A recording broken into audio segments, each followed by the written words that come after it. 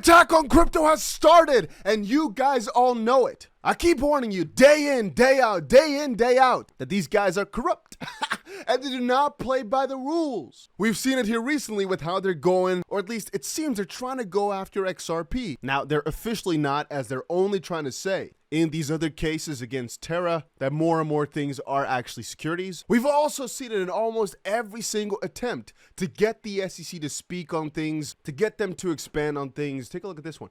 The court in our ETH DIC case against the SEC granted the SEC's motion to dismiss, but at the same time confirmed there's no protection for ETH as a non-security.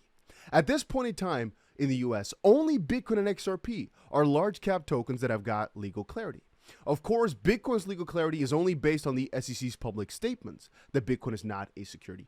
But as the court's ruling holds in our case, any such statement by the SEC are not final agency actions that can be relied upon. Before we move on, by the way, guys, make sure you press that like button, as in this video, I'm going to give you guys an overview of everything that's happened over the past week. Not actually, no. I'd hope it'd be weak, but it's the last 24 hours. There's so much that's happened. I'm going to give you guys a full-on rundown talking about all the news, from meme coin pumps to rug pulls to everything you need to know. So stick around, stay tuned, and make sure you press that like button. Let's go! Anyway, what this previous lawsuit was about was basically just trying to clarify Ethereum as a security or non-security. And again, the judge ruled it out, basically saying, hey, Ethereum's got no clarification as of this point, get out of here. And again, that's not legal clarity, but that's exactly the way the SEC wants it to be. Anyway, another very, very popular thing has been this whole Richard Hart Hex case, which made me think, you know what, let's just do a quick update on everything that's going on, as you guys deserve an update. This was just a crypto influencer, but on the opposite side, he's also a project founder, launched a coin for a lot in an ICO, and crypto's defending him, but it's two-sided, right? The SEC is basically saying, hey, it's fraud because he used money from the sale to purchase luxury goods. And if you see his videos, yeah, it makes a little bit of sense. But now people are putting up theories that he's actually the guy behind Bybit, which is, oh, that's funny. People also put that he's the founder of Binance and everything. It's all funny, but here's a full-on rundown of everything that's happened. Shout out to the man. All right, so some major news. First of all, the Coinbase base ecosystem was pretty freaking trending over the last 3 days or so. And so a lot of coins launched there. One of the most popular ones was Bald, which had like 80 million or so in market cap. Again, guys, I'm not your financial advisor. I'm just reporting on everything that's going on here. The Bald rug puller was begging the Euler exploiter to return funds, 200 million 3 months ago. He has now turned out to be a rugger himself.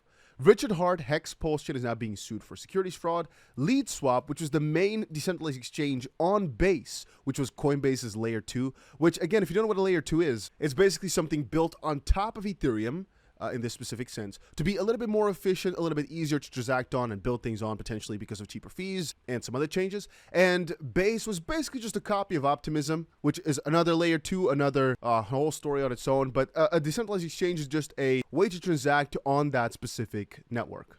Anyway, LeadSwap, the first DEX on Base, appears to have been exploited, as a lot of coins got rugged because of some exploiter. Tether announced $1 billion profit in the second quarter. Tether's lawyer is one of the 4 executives who are now billionaires. Bald coin rug pulls 7,000 ETH. This was the most popular coin on Base for a little bit here. It fell, all the way down. There's actually allegations that Sam Bankman-Fried or Alameda were involved in the creation of this $100 million scam project. Coinbase's spokesperson denied the FT article, claiming that they were asked to delist everything except for Bitcoin. Again, the Coinbase guys are saying that that's not actually true, which was interesting. The Uber CEO announced that the company will definitely accept Bitcoin and crypto payments in the future. Florida Governor DeSantis says he will ban CBDC and support Bitcoin. He's also said a couple of other radical things, but this guy, Mr. DeSantis, in some videos I've seen of him, seems a little bit dark and strange. Bitcoin volume hits the lowest since early 2021 amid fear $25,000 may return. The SEC alleges Richard Hart used investor funds to buy cars, watches, and other luxury goods, also accused of buying the world's largest black diamond with the proceeds of a $1 billion crypto fraud. Ripple says institutions could save $10 trillion. Well, the number here only says billion, but I think trillion, by using blockchain technology. FTX proposes a reboot. Well, it's actually been confirmed. FTX is relaunching the offshore exchange as part of reorganization. FTT has risen 10% in anticipation of that. Lawmakers, I thought that was a mosquito, In the US, Congress have asked Apple for clarity over App Store guidelines, specifically how the rules impact blockchains and NFTs being used or traded in apps. Anyway, Rich Dad, or Poor Dad, Rich Dad, the author, Kiyosaki, disputes the Wall Street Journal's economic narrative, favors Bitcoin. He's basically been saying, hey, the US is going to fall hard. There's going to be a major crash by Bitcoin. That's what he's been saying. German authorities and French authorities probe WorldCoin over the project's privacy. A lot of authorities are going after WorldCoin, which I think is rightfully so. A whale reclaims 74 million in ETH locked in an ENS auction. The ENS founder, Nick Johnson, urged users to check their addresses and reclaim their deposited funds to see if you've got some hidden gem money, as this has been locked for like 3 years or so, and he finally claimed the money. Binance CEO on stablecoin strategy, diversified to spread risk across different stablecoins. Yeah, CZ is basically saying, hey, be careful with just one, because if one happens to go down, at least you should have a couple of other ones. Sex price feeds, whoa, that sounded strange. Centralized exchange price feeds prevents Curve price from collapsing amid a $100 million vulnerability. Curve seems to get wrecked time and time again. At least things on Curve or Curve itself, I'm not even sure. Robert F. Kennedy Jr., Bitcoin energy concerns should not be used as a smokescreen to limit freedom. He says opponents shouldn't use Bitcoin's climate concerns as an excuse to block people's freedom to transact. Crypto staking rewards are taxable once received by the IRS. That's actually one of the funniest pieces of this whole debacle here, that the IRS quickly slided in to say, hey, you know, the SEC is going after staking, and we won't say anything about that, but if you're making money from that staking, we want a part of that, because, you know, once you receive money from anything, we deserve a part. That was funny. Key traders aggressively accumulating Litecoin ahead of the Litecoin halving. Yeah, we've been seeing Litecoin trade a little bit more volatile than most other cryptos. Terraform allowed to subpoena FTX over Terra Luna short sellers is an interesting one. They're basically going to investigate exactly who made a lot of money on the downfall of Luna and whether or not they knew through some way, shape, or form.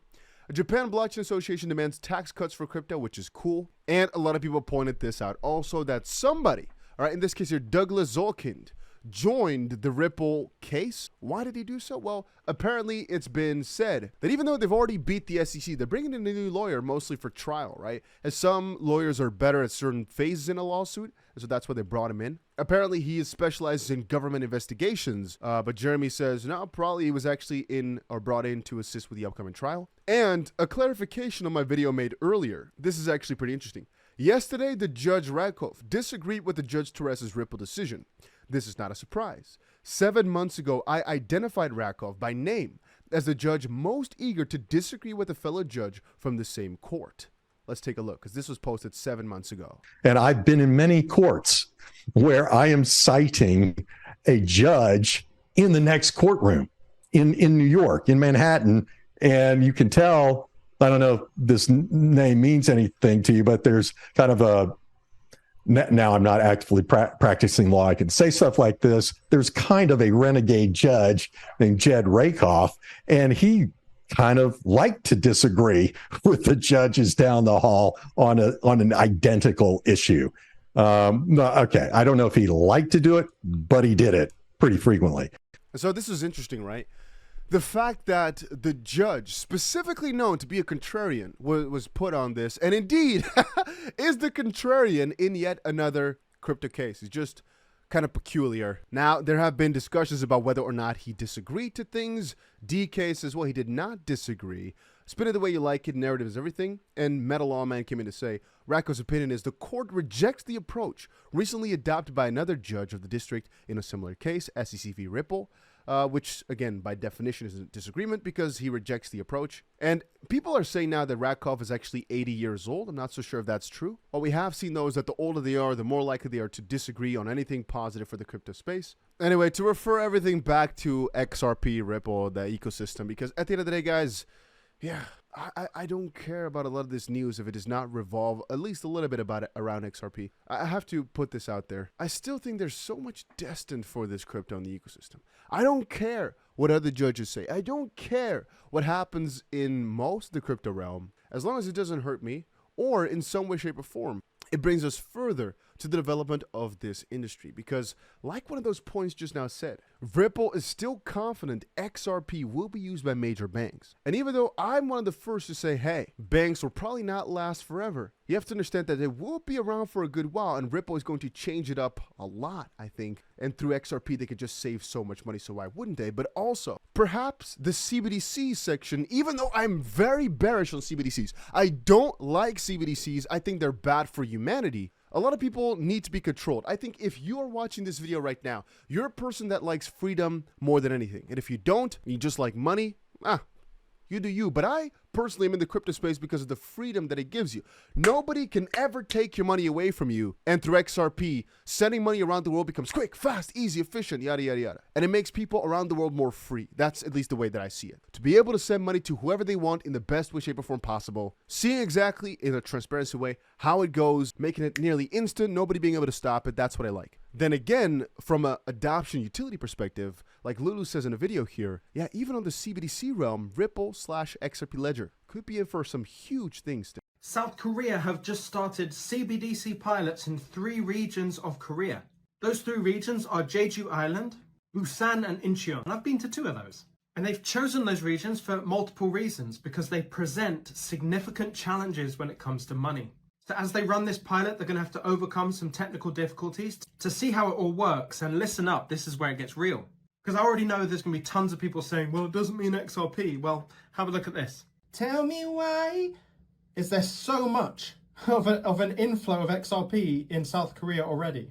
So if I was going to make a guess, my money's on the XRP ledger. And honestly, the only reason I showed that to you even as well is just for getting you guys to understand what might be coming up that's not been announced. There are so many things that are probably happening in the background that nobody has gotten wind of just quite yet, but that the researchers are finding, and oh boy, are they good. Anyway, guys, if you enjoyed this crypto video, make sure you put that notification bell on for in case something new drops tomorrow that you want to be notified for, right? That's what I always say. And, well, hopefully see you guys again tomorrow with another crypto video.